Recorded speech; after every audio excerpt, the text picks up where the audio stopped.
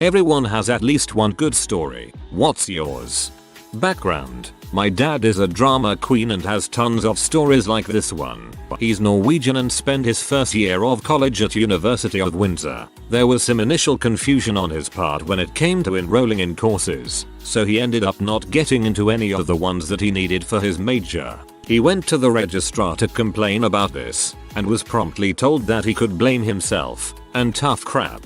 Basically, my dad, having always been a clever jerk, decided to give CBC a call. CBC sent a reporter and a camera guy to my dad's dorm, and they proceeded to follow my dad around on campus. It was a rainy day and the story looked like this. A hopeful Norwegian boy came all the way to Canada to go to college, but didn't get to enroll in any of the courses he wanted. Here he is, sad and alone, standing alone in the rain on campus at U of Windsor. So the next morning, my dad wakes up and immediately turns on the TV to see if his story is on the local news. They had told him they weren't sure whether it would be or not. To his disappointment, his story is not featured, so he walks into the kitchen to make breakfast. TV still on in the background. As the local news finish, the national news broadcast starts. Turns out, my dad was the top story in all of Canada that day. He was immediately contacted by the dean of the university, who apologized frantically and ensured my dad that he could enroll in whatever courses he desired.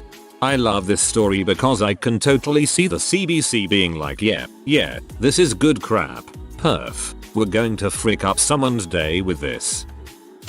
My first day of first grade, I was waiting for the bus with my mother. The street I lived on connected to a very busy huge hill of a main road. I watched this woman zoom down this curve on a bicycle going way too fast and hit a pothole. She flipped her bike and flew over her handlebars and hit a car that was coming up the road. Traffic stopped and my mom ran to this lady. She took her shirt off and started wrapping her head with the bleeding. I stayed with this lady while my mom ran back to our house and called 911. This was the early 90s and cell phones weren't a thing. I guess life was a little more trusting back then too, because no one thought twice about a 6-year-old caring for a bleeding unconscious woman on the road. Kicker is, none of these passengers and stopped cars did anything but stand around and watch. I truly believe it was this strange and traumatic moment that made me the terribly overcautious paranoid child I was and pursue nursing as an adult. I will never ever forget that lady, and I never knew what happened to her either after the ambulance came and took her away. TLDR, I was late for my first day of school because I was covered in someone else's blood. Well, you got a nice career out of it, so that's good. One time my younger brother was vacuuming the house and came across a large huntsman spider. Instead of trapping it or killing it or telling literally anyone else in the house, he decided to just suck it up in the vacuum and be done with it. He left the vacuum with the bag still inside in the laundry while we went on holiday for a couple of weeks. We returned to the house infested with tiny spiders. We started killing them. They started getting bigger. Eventually we had to have the house fumigated. For added horror, feel free to Google image search Australian huntsman and keep in mind a full-sized one of those bad boys can be as big as your hand. Not gonna Google Australian huntsman spider freely like that. I am not the type who lives dangerously. TLDR, witnessed a volcanic eruption. I grew up in a place called Taupo, New Zealand, and just out of town is a volcano called Mount Ruapehu. One particular day I was staring out the window when I noticed a thick plume of ash rising up and told the teacher that it had just erupted. But being the class clown, she thought it was just another one of my disruptions, until the quiet kid in class spoke up. She had told us to stay where we are and left the classroom to talk with the other teachers about what to do, but by the time she had come back the ash had reached us. It was 11 AM on a Tuesday morning and now it was as black as night. She then told us that if our parents usually pick us up then to wait in class, but if we lived close by then we could leave. My best friend lived just down the road and decided to grab our stuff and leave. I'll never forget the moment we opened the classroom door and stepped outside. Everything was covered in a thick coat of soot and ash and it was just so freaking dark, which made crossing the road scary as heck. You could barely see the headlights of approaching cars until they were right in front of you. But thankfully it was the only road we had to cross on our walk home, and the rest of the way was through a gully that took us right to my backyard. The next morning I woke up and it felt a lot colder than it usually did, but I just wanted to watch the morning episode of Captain Planet for once and went running for the TV. My mother walked in and said, "I thought you'd be outside playing with the others," but I had no idea what she meant. I looked outside my window and saw that it had actually snowed at my house for the first time ever. Apparently after a volcanic eruption it causes a volcanic winter which can make it snow. I had the longest driveway that went downhill, had a slight turn and went down even further into a cul-de-sac, so all the neighborhood kids came to play at my house to slide down my driveway. I've never been that happy in my entire life. I miss that day. I was fishing with a friend in a small pond a few years ago. My friend cast out a few times and went to reel in, but he snagged something about halfway back. Either it was just a branch or some weeds, but when he pulled it up out of the water his hook was embedded in the balls of a 10-inch purple dildo that was burned on the end for some reason. I thought that was pretty hilarious and I'll probably never forget it. TLDR. Dildo fishing.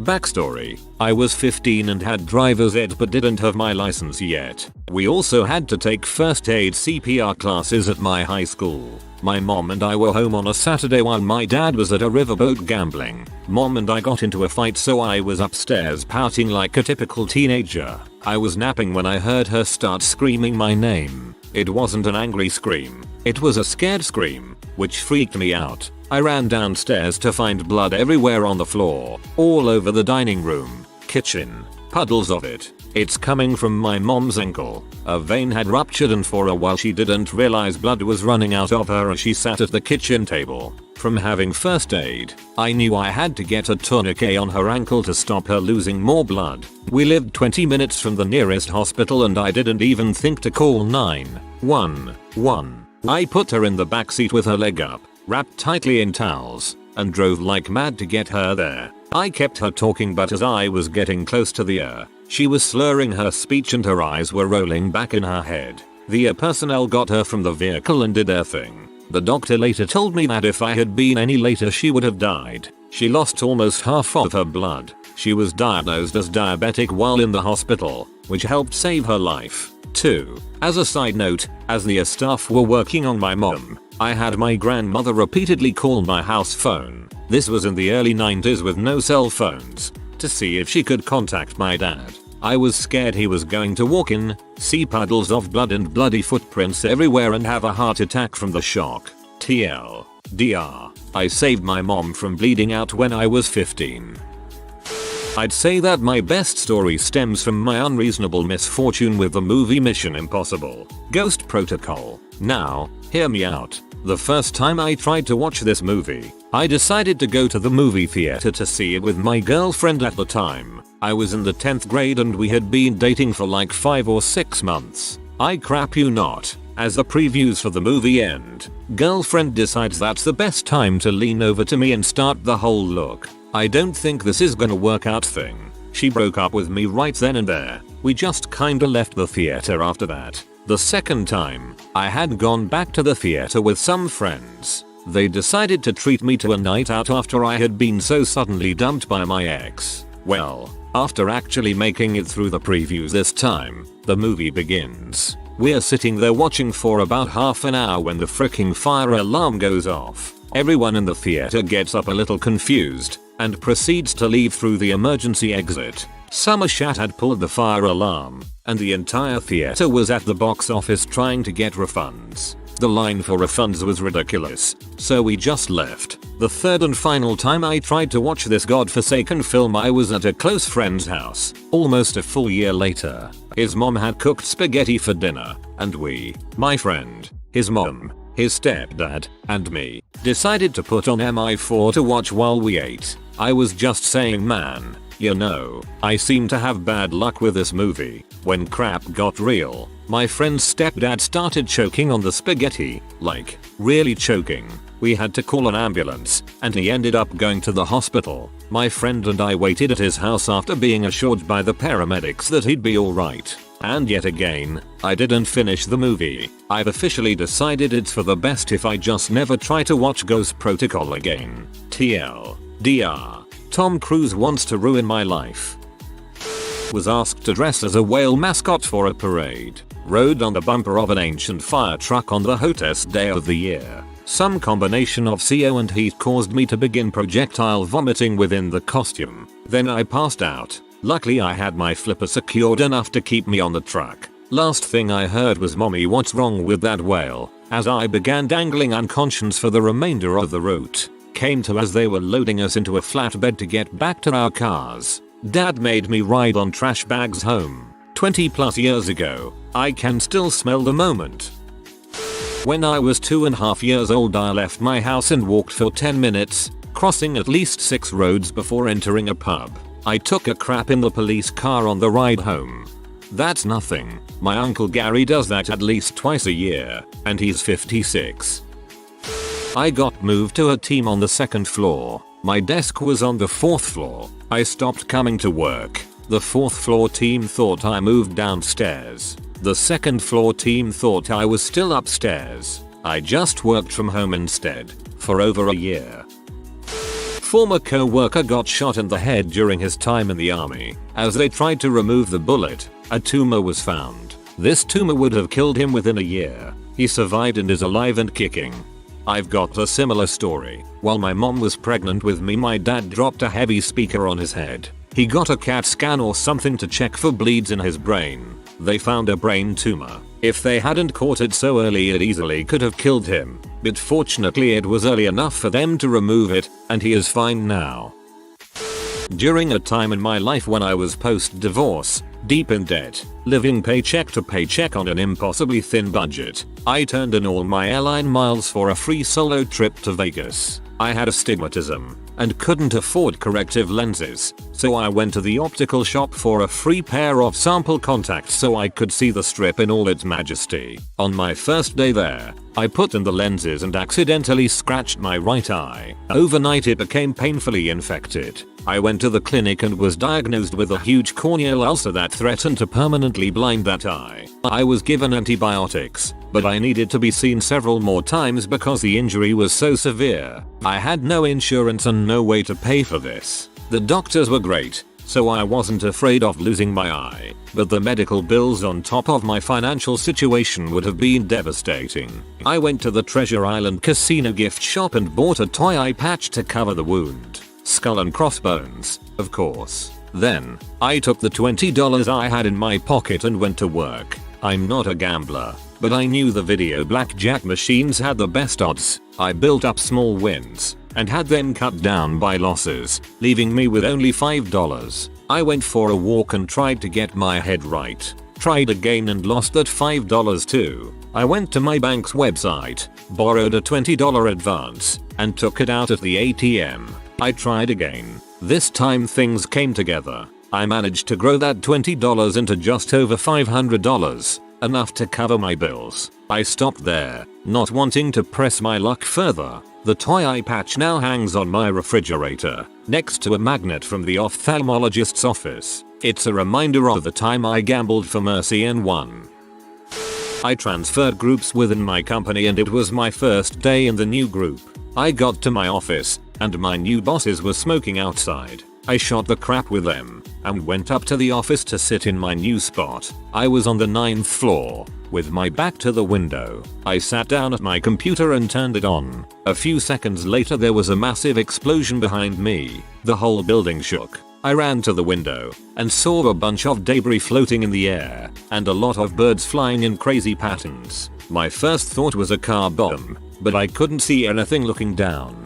After a few seconds, I crouched down in my window and looked up. I saw a massive gaping hole in World Trade 1. I was maybe a 150 yards away at 222 Broadway, right across the street from St. Paul's Church, so I had an unobstructed view. I kept staring at the impact site until the second explosion, second plane, woke me the frick up and everyone figured out it wasn't random. I tried calling out, but all the lines were down. It was election day in NYC, so my grandma was working in one of the polling stations. My parents were on vacation in France. I managed to reach my friend's dad and asked him to call and tell people I'm okay. I went back to the window and saw people jump. That was by far the worst part for me. A bit later I did manage to reach my friend. I was on the phone with her when one of the towers started collapsing. I yelled they're falling into the phone. THRW down and ran towards the stairwell. Last thing I heard was what's falling out of the receiver. I managed to make it down into a sub-basement with a few other people. Others were in server rooms, and some left the building and ran. After a couple of hours in the basement, the building AC system was overloaded, and our room started filling up with smoke and dust. I found some water and soaked my shirt, wrapped it around my face and got the frick out. I walked northeast, past City Hall Park, towards the bridges. Brooklyn Bridge had a lot of smoke blowing over it, so I went to Manhattan Bridge, along with a few thousand others. In the middle of the bridge, a couple of military planes flew fairly low over the bridge and everyone hit the deck. That was true terror. After I made it to Brooklyn, there were a bunch of people handing out water, a church on one side of Flatbush Ave, and a synagogue on the other. It was a very NYC moment. I went into a school and used a phone to let somebody know I was alive. It was another 2 hours of walking till I made it home. In the evening, I got together with all of my buddies, and we tried to get drunk. It didn't work. We drank, and nobody felt it. It was too much. I managed to get in touch with my parents the next morning. They couldn't call NY at all for almost 24 hours because the lines were overwhelmed. You could smell the smoke for months, especially on the subways. It was crappy. Wow, I was not expecting that to be a 9/11 story, but anyway, it was an interesting read and I'm glad you shared it. In backyard with dog for poop time. Dog does a squat for 5 minutes. Way too long. Inspect and see red thing coming out of butt. Wear plastic bag on hand. Proceed to pull out of dog's butt. Stringy. 1 inch. 3 inches. 5 inches. WTF is this? His intestine? See clothing tag. Pull out my sister's panties. 100% intact. Covered in crap. TLDR. Pulled my sister's panties out of my dog's butthole. That's the best magic trick I've ever heard. I have been on this site for over 2 years and have never had the chance to tell my favorite story of all time. I was a resident assistant my junior year of college and, thankfully, all my residents got along great, except for Mike. Mike wasn't a bad guy at all, he was just odd. It seemed like he never showered and communicated largely in grunts while looking at his shoes. His roommate, Dwayne, was amazing. Based on how he dressed and carried himself, you'd assume he was an alpha douche, but in reality, he was one of the sweetest, kindest people ever and was in school to pursue a career in working with special needs adults. But one day I walk out of my room and hear Dwayne muttering to himself and shaking his head. I can't really hear what he's saying, but I can tell about 60% of it is swears, which was just not like him. I walk up and say, "Hey, what's going on? You okay?" He shakes his head and sighs. "It's Mike, man.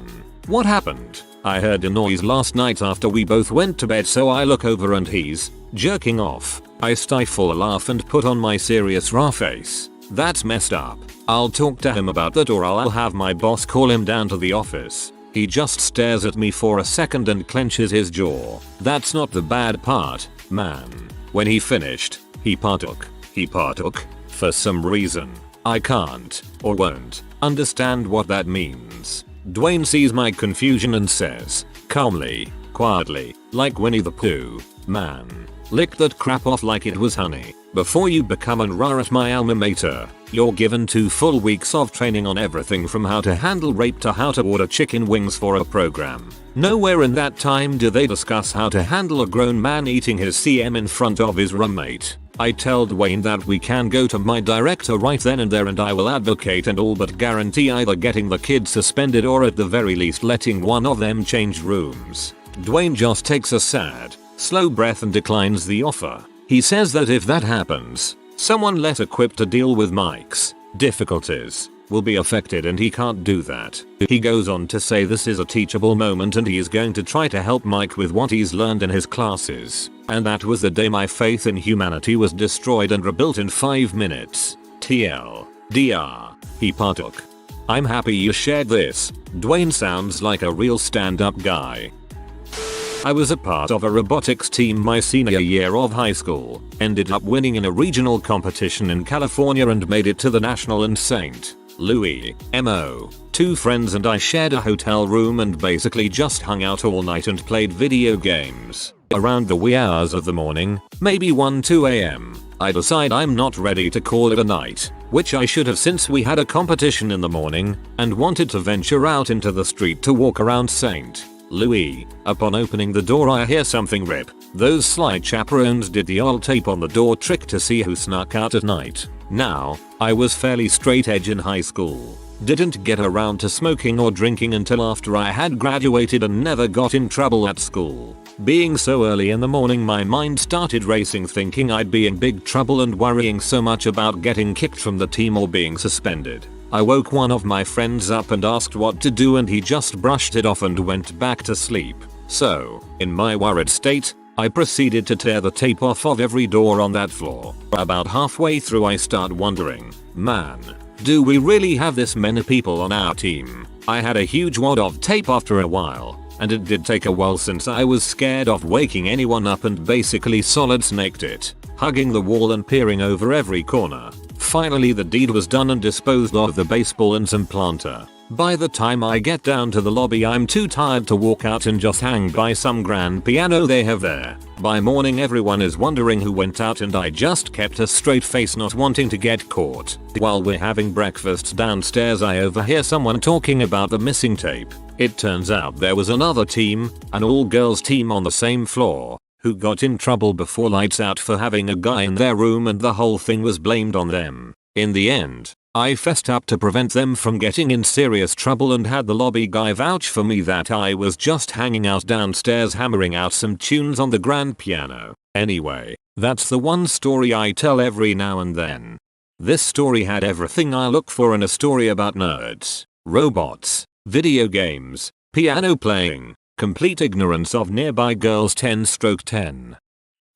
One time I was flying from Long Beach, California to Dulles near DC. I'm in the waiting area, and I see a girl from my school. Being a freshman in high school at the time, I was pretty much in love with every girl I saw, but I had a special crush on this girl, Annie, for all of a month cause she was a cute little theater geek who was one of the nicest and bubbliest of people I had ever met. I never was that kid who was afraid of talking to girls, so I went over and shot the crap with her while we were waiting for boarding. On the actual plane, she was all the way in the back and I was right over the wing, so I didn't see her during the actual flight. So, for some background, I'm terrified of airplanes. On an airplane, I have to be able to see the horizon and the earth out the window. I have to know what's going on. I will sit in a window seat and grab the armrests hard enough that it's like I'm trying to fly the airplane through them. For the entire flight, my arms and neck always ache for a day or so afterwards. If we are going through clouds, or it's at night over the ocean, I flip out and go into an anxiety attack and completely shut down. So I'm doing my usual thing, trying to fly the plane through the armrests and staring intently through the window while trying not to make any noises or freak out the people next to me. This flight was somewhat bad because it was at night, and there were clouds everywhere, and whoever was on the window seat on the other side of the plane had closed the window so I couldn't see the horizon or the ground if the plane turned left. So, basically heck. But then the unthinkable happened, and I had to go to the bathroom. I have little nightmares about airplane bathrooms. No windows. Modern airliners all have this computer software called Airborne Collision Avoidance System. Essentially, it uses radar to tell if a plane is too close to another plane, and makes it automatically dive if it thinks it's too close and might crash. So guess when it malfunctioned? While I was peeing. I scream in terror. I wasn't the only one in the plane doing that, actually. While the plane goes into a nosedive, I freak out and zip up too quickly, causing myself to scream in pain. I was the only one this time. The pilot has corrected the plane by this point, so I clean myself up and sneak back into my seat while everyone is distracted by the PA message telling them what happened. I run into Annie a few days later, and we were all like weird, we saw each other on that flight. That dive thing was weird. Yeah, and then she says, yeah, some guy was screaming in the bathroom, and he kept on screaming. It kind of creeped me out. She will never know it was me. Xanax for flights. It's key. I hate flying and have told my small children to just leave me alone during a flight because if I don't concentrate, the plane won't fly. That's science. My grandfather was captured in North Africa during World War II. He was taken as a prisoner of war, POW, to a Nazi camp in East Germany. During an air raid by the Allied forces on the camp, the officers led prisoners out of their rooms, as it was easier to let them into the yard. A few bombs hit the camp, and when a bomb hit, people dived into the holes left in the ground as it was safer there. Lightning doesn't strike twice. When this happened to my grandfather, he jumped into the hole at the same time as a German officer. While they were waiting for the air raid to pass, the German officer turned to my grandfather and asked, in a perfect English accent, "Would you care for a smoke while we wait?" My grandfather asked why his accent was so good. The officer said he had German parents but grew up in the UK, in a town called Brighton. My grandfather grew up in Brighton and asked the officer's name. When he heard the name, he recognized it immediately as someone he played with in the streets of Brighton where he grew up. And there they were, enemies with a shared past, lying in a bomb crater, sharing a cigarette while waiting for an air raid to pass and the war to end. That was the only war story my grandfather told my father before he died. If you are new to the channel, you can subscribe. I publish new videos every day. Until then, check another video.